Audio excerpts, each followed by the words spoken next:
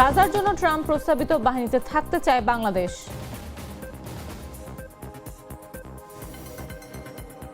Myanmar থেকে ছোড়া গুলিতে টেকনাফে শিশু গুলিবিদ্ধ।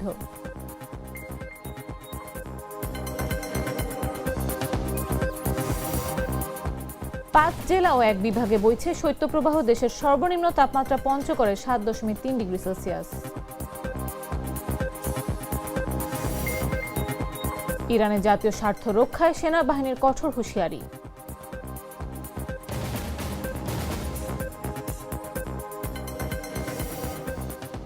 এবং 117 ধাপ পেছানো ম্যাকলসফিল্ডের কাছে হারল শিরোপাধারী প্যালেস।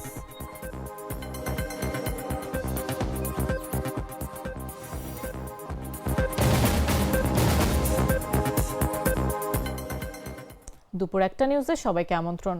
সাথে আছে আমি নাফিস আব্দুল্লাহ। সাধারণ খাবার এখন হবে অসাধারণ। প্রাণ স্বাদের মশলা, স্বাদ বাড়ায়, ঘ্রাণ ছড়ায়। যুক্তরাষ্ট্রের প্রেসিডেন্ট ডোনাল্ড ট্রাম্প গাজার জন্য যে ইন্টারন্যাশনাল স্ট্যাবিলাইজেশন ফোর্স বা আন্তর্জাতিক স্থিতিশীলতা বাহিনী গঠনের পরিকল্পনা করেছেন, তার অংশ হতে আগ্রহ প্রকাশ করেছে বাংলাদেশের অন্তর্বর্তী সরকার। জবাবে যুক্তরাষ্ট্র জানিয়েছে তারাও গুরুত্বপূর্ণ এই বিষয়ে বাংলাদেশের সঙ্গে একযোগে কাজ করতে আগ্রহী। সরকারের জাতীয় নিরাপত্তা উপদেষ্টা খলিলুর রহমান ওয়াশিংটনে যুক্তরাষ্ট্রের রাজনীতি বিষয়ক under secretary of state Alison Hooker ও সহকারী পররাষ্ট্রমন্ত্রী পল কাপুরের সঙ্গে বৈঠকে আগ্রহের কথা প্রকাশ করেছেন বলে জানিয়েছে প্রধান উপদেষ্টার প্রেস উইং। তবে মার্কিন প্রশাসনের দিক থেকে এসব বিষয়ে কোনো তথ্য প্রকাশ করা হয়নি। গাজায় ডোনাল্ড ট্রাম্প প্রস্তাবিত বাহিনীতে বাংলাদেশ যোগ দিতে আগ্রহী সরকারের পক্ষ থেকে এটি প্রকাশের পর এ নিয়ে নানা ধরনের আলোচনা শুরু হয়েছে।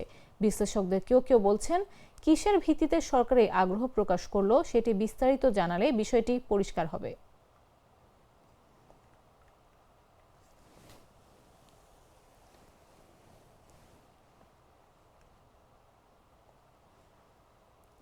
কক্সবাজারের টেকনাফে বাড়ির উঠানে খেলার সময় মিয়ানমার সীমান্ত থেকে ছোড়া গুলিতে এক শিশু মাথায় গুলিবিদ্ধ হয়েছে। আশঙ্কাজনক অবস্থায় তাকে উদ্ধার করে হাসপাতালে নিয়েছেন স্বজনরা। এই ঘটনায় মহাসড়ক অবরোধ করেছেন স্থানীয়রা। রোববার সকালে এ ঘটনা ঘটে। গত 4 দিন ধরে টেকনাফের হোয়াইকং এর ওপারে রাখাইন সীমান্তে ব্যাপক হারে গোলাগুলি ও বোমা বিস্ফোরণ হচ্ছে। সেখান থেকে ছোড়া গুলিতে আপনা আক্তার নামে ওই শিশুর মাথায় গুলি লাগে। আহত শিশু টেকনাফের হোয়াইকং 3 নম্বর ওয়ার্ডের জসিম উদ্দিনের ছেলে।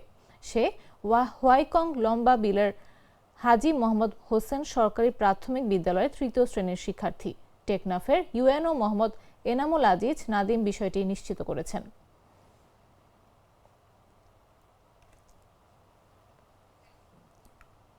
সোমালিয়ার সার্বভৌমত্ব ও ভৌগোলিক অখণ্ডতার প্রতি পূর্ণ ও অবিচল সমর্থন পুনর্ব্যক্ত করেছে বাংলাদেশ।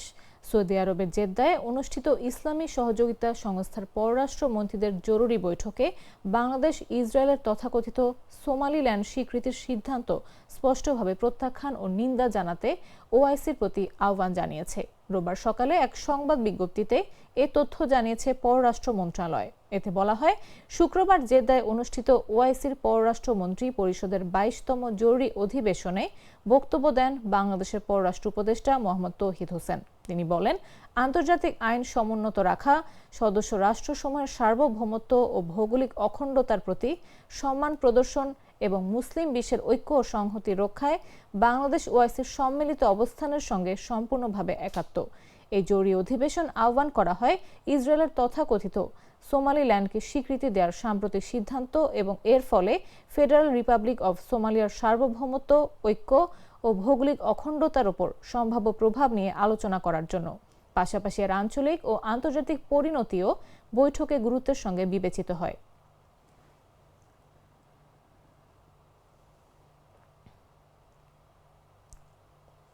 টানা 12 দিন ধরে শৈত্যপ্রবাহ বয়ে যাচ্ছে দেশের বিভিন্ন অঞ্চলে। আজও দেশের 5 জেলা ও 1 বিভাগে শৈত্যপ্রবাহ বয়ে যাচ্ছে বলে জানিয়েছে আবহাওয়া অফিস। রোববার আবহাওয়া অফিসের নিয়মিত পূর্বাভাসে বলা হয়েছে, রাজশাহী, পাবনা, নওগাঁ, যশোর ও চুয়াডাঙ্গা জেলাসহ রংপুর বিভাগের ওপর দিয়ে মৃদু শৈত্যপ্রবাহ বয়ে যাচ্ছে এবং তা অব্যাহত থাকতে পারে। পূর্বাভাসে আরও বলা হয়েছে, শেষ রাত থেকে সকাল পর্যন্ত দেশের নদী অববাহিকায় মাঝারি থেকে ঘন কুয়াশা পড়তে পারে এবং অন্যরা হালকা থেকে মাঝারি ধরনের কুয়াশা পড়তে পারে। আজ দেশের দক্ষিণাঞ্চলে রাত ও দিনের তাপমাত্রা সামান্য কমতে পারে এবং দেশের অন্যত্র তাপমাত্রা প্রায় অপরিবর্তিত থাকতে পারে। সকাল সন্ধ্যা ঘন কুয়াশার হিমশীতল বাতাসে দুর্ভোগ বেড়েছে খেটে খাওয়া মানুষের। রোববার সকাল ৯টায় সর্বনিম্ন তাপমাত্রা ৭.৩ ডিগ্রি সেলসিয়াস রেকর্ড করেছে তেঁতুলিয়া আবহাওয়া অফিস। শনিবার সর্বনিম্ন তাপমাত্রা ছিল ৮.৩ ডিগ্রি। আজ ঢাকার সর্বনিম্ন তাপমাত্রা রেকর্ড করা হয় ১৪.৬ ডিগ্রি সেলসিয়াস। গ্লিটারের টুইন লেমন ও অ্যান্টিব্যাকটেরিয়াল ফর্মুলা বাসনকে চকচকে জীবাণুমুক্ত করে আমাদের দেয় গ্লিটার গ্যারান্টি। কিশোরগঞ্জে আপিল করে প্রার্থিতা ফিরে পেয়েছেন বিএনপির বিদ্রোহী প্রার্থী শেখ মুজিবুর রহমান ইকবাল সহ ৫ জন প্রার্থী। শনিবার আগারগাঁওয়ে নির্বাচন ভবনে মনোনয়নপত্র বাছাইয়ে রিটার্নিং কর্মকর্তার সিদ্ধান্তের বিরুদ্ধে আপিল শুনানির প্রথম দিনে ৭০ আপিল আবেদনের শুনানি অনুষ্ঠিত হয়। এর মধ্যে ৫১ জন প্রার্থী তাদের প্রার্থিতা ফিরে পান। শুনানিতে প্রধান নির্বাচন কমিশনারের সভাপতিত্বে ৪ জন নির্বাচন কমিশনার উপস্থিত ছিলেন।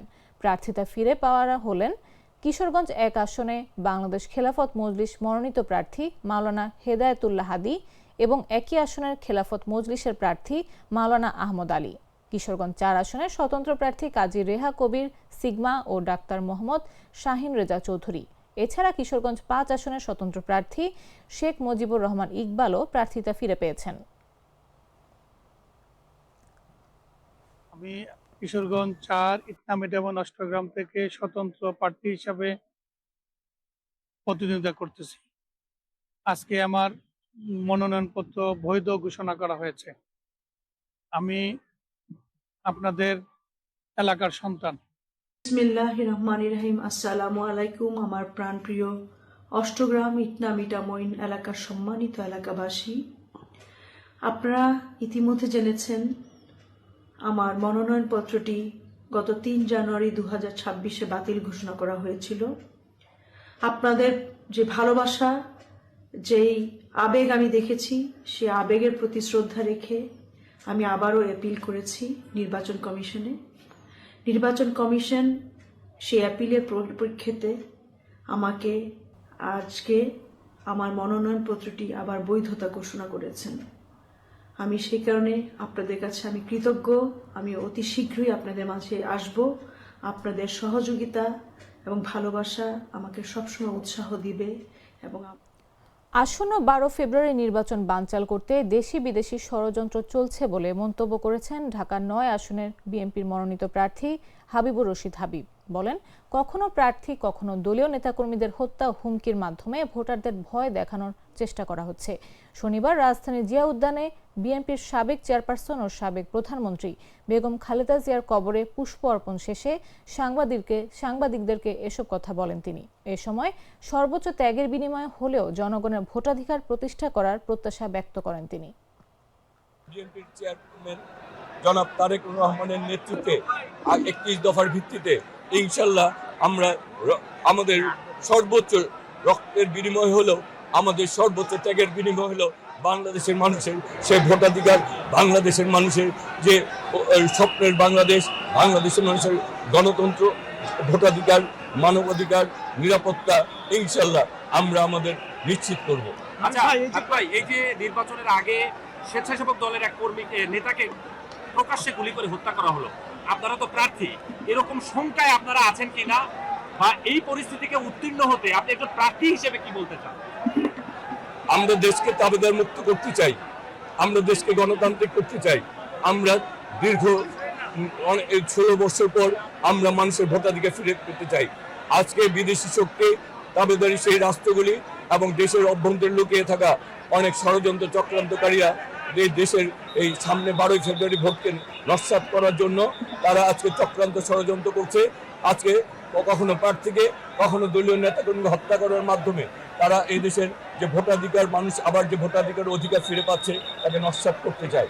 আমরা যে কোনো অনেক ফেনী ২৫০ শয্যা জেনারেল হাসপাতালের অপারেশন থিয়েটারে রান্নাঘর সহ নানা অনিয়ম অব্যবস্থাপনা তদন্তে কমিটি গঠন করা হয়েছে। ৩ সদস্যের গঠিত তদন্ত কমিটিকে আগামী ৫ কর্মদিবসের মধ্যে প্রতিবেদন জমা দিতে বলা হয়েছে। শুক্রবার দুপুরে ফেনী জেনারেল হাসপাতালের তত্ত্বাবধায়ক ডাক্তার মোহাম্মদ সাইফুল ইসলাম বলেন, এমন ঘটনা অত্যন্ত দুঃখজনক। হাসপাতালের সুনাম ও প্রসূতিদের নিরাপত্তা নিশ্চিত করতে এই ঘটনার তদন্ত প্রয়োজন। তদন্তে শুধু রান্নাবান্নার বিষয় নয়, আরও কোনো অনিয়ম আছে কিনা সেটিও দেখা হবে। এর আগে হাসপাতালের অপারেশন থিয়েটারে গ্যাসের চুলায় রান্নাবান্না, অবাধ যাতায়াত ও শৃঙ্খলাহীনতার কারণে প্রসূতি মা ও নবজাতকদের সংক্রমণের উচ্চ ঝুঁকি তৈরি হয়। তারপর থেকে এ নিয়ে জেলা জুড়ে নানা আলোচনা সমালোচনা শুরু হয়।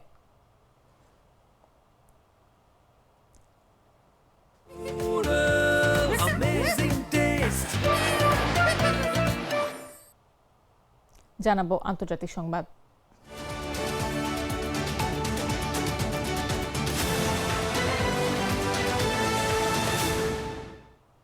সরকার বিরোধী বিক্ষোভ তীব্র হওয়ায় ইরানের সার্বিক পরিস্থিতি নিয়ে বিব্রতকর অবস্থায় মাসুদ পেজেশকিয়ানের সরকার। তবে আন্দোলন দমনে সরকারের পক্ষে অবস্থান নিয়েছে দেশটির সেনাবাহিনী।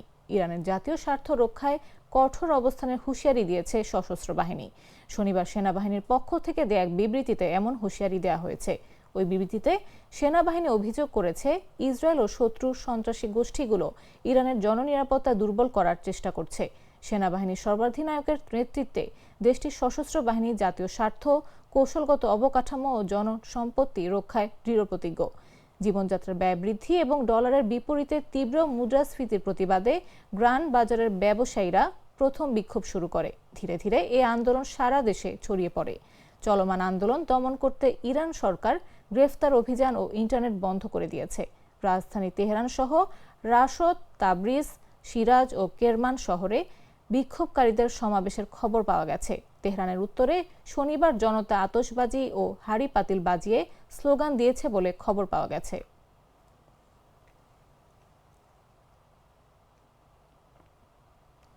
যুক্তরাষ্ট্রের মিনিয়াপোলিসে অভিবাসন ও কাস্টমস এনফোর্সমেন্ট কর্মকর্তার গুলিতে এক নারী নিহত হওয়ার ঘটনায় শনিবার শহরটিতে রাস্তায় নেমেছেন কয়েক হাজার মানুষ। এক ইস্যুতে দেশ জুড়ে 1000-এরও বেশি বিক্ষোভ ও সমাবেশের কর্মসূচি নেওয়া হয়েছে।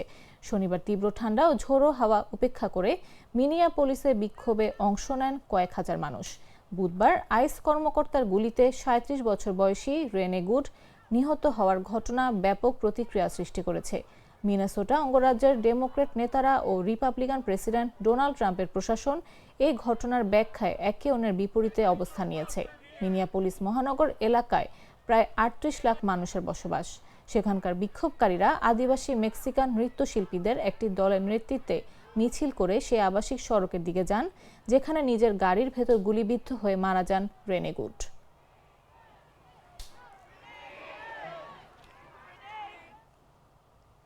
এবারে খেলার খবর।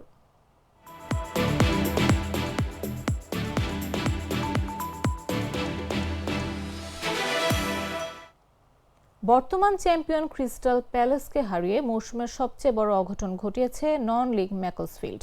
প্যালেসকে 2-1 ব্যবধানে এফএ কাপের চতুর্থ রাউন্ডে চলে গেছে ম্যাকলসফিল্ড। প্রথম ও দ্বিতীয়ার্ধে একটি করে গোল করেন অধিনায়ক পল ডসন ও আইজ্যাক বাকলি রিকেটস। ওয়েন রুনির ছোট ভাই জন রুনির অধীনে খেলা ম্যাকলসফিল্ডের ইংল্যান্ডের ফুটবল পিরামিডে 117 ধাপ ওপরে থাকা প্রিমিয়ার লিগের দল প্যালেসকে হতবাক করে দিয়েছে। লুক ডাফির নেয়া বাঁকানো ফ্রি কিক থেকে হেড করে গোল করেন ডসন। 43 মিনিটে 1-0 ব্যবধানে এগিয়ে যায় ম্যাকলসফিল্ড। 60 মিনিটে বাকলি রিকেটস দারুণ শারীরিক ভঙ্গিতে শট নিয়ে প্যালেস গোলকিপার ওয়াল্টার বেনিতেসকে ভুল পথে পাঠিয়ে ব্যবধান 2-0 করেন। 90 মিনিটে প্যালেসের দুর্দান্ত ফ্রি কিকে 1 গোল শোধ করেন ইয়েরেমি পিনো। ফলে সংখ্যা তৈরি হয় যোগ করা সময়। তবে শেষ পর্যন্ত জয় ধরে রাখে ম্যাকলসফিল্ড।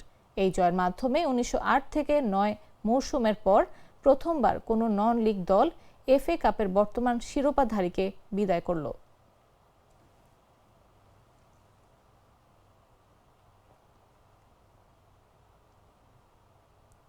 সংবাদ শেষ করার আগে শিরোনামগুলো জানিয়ে দিচ্ছি আরো একবার।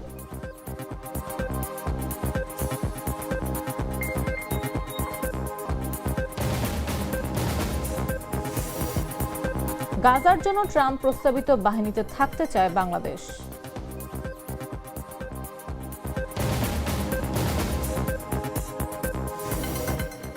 মিয়ানমার থেকে ছোড়া গুলিতে টেকনাফে শিশু গুলিবিদ্ধ।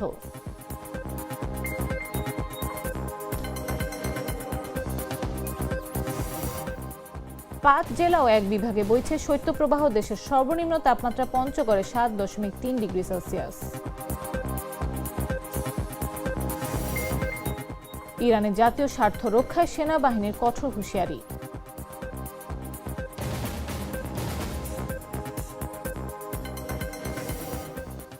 এবং 117 ধাপ পেছানো ম্যাকলসফিল্ডের কাছে হারল শিরোপাধারী প্যালেস।